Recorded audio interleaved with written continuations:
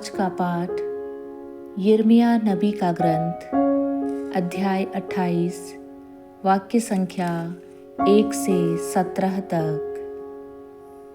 यूदा के राजा योशिय्याह के शासनकाल के प्रारंभ में चौथे वर्ष के 5वें महीने में अज्जूर के पुत्र हनन्याह गिबओन में रहने वाले नबी ने प्रभु के मंदिर में याजकों तथा समस्त जनता के सामने यिर्मयाह से यह कहा, विश्वमंडल का प्रभु इज़राइल का ईश्वर यह कहता है, मैं बाबुल के राजा का जुआ तोड़ूंगा। मैं ठीक 2 वर्ष बाद प्रभु के मंदिर के वे सब सामान वापस ले आऊंगा जिन्हें बाबुल का राजा नबूकदनेस्सर यहाँ से बाबुल ले गया था। यहोयाकीम के पुत्र यूदा के राजा यकोन्याह को और यूदा के सब निर्वासितों को भी मैं बाबुल से यहाँ वापस ले आऊँगा। यह प्रभु की वाणी है, क्योंकि मैं बाबुल के राजा का जुआ तोड़ूंगा। किंतु नबी यिर्मयाह ने सब याजकों तथा समस्त जनता के सामने नबी हनन्याह को संबोधित करते हुए कहा, एवमस्तु, प्रभु ऐसा ही करे। प्रभु तुम्हारी भविष्यवाणी पूरी करे और प्रभु के मंदिर के सब सामान और सब निर्वासितों को भी वापस ले आए। किंतु जो बात मैं तुमको और सारी जनता को बताने जा रहा हूँ, उसे ध्यान से सुनो।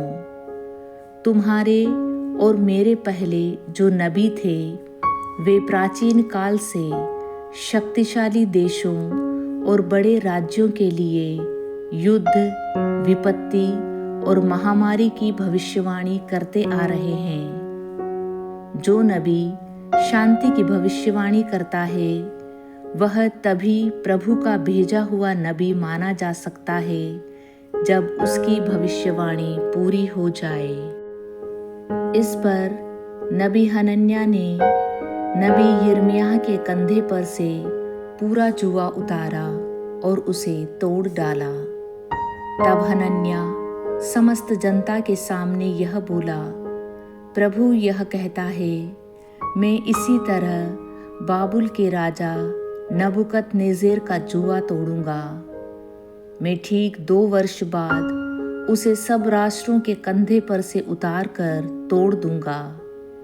इसके बाद नबी यिर्मयाह अपनी राह चला गया। तब हनन्याह ने नबी यिर्मयाह के कंधे पर से जुआ उतार कर तोड़ दिया था।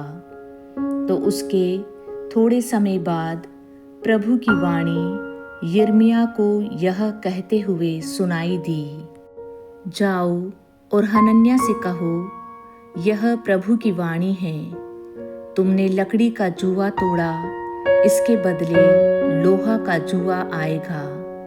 क्योंकि विश्वमंडल का प्रभु इज़राइल का ईश्वर यह कहता है, मैं सब राष्ट्रों के कंधे पर लोहे का जुआ रखने जा रहा हूँ। वे सब बाबुल के राजा नबूकदनेस्सर के अधीन होंगे।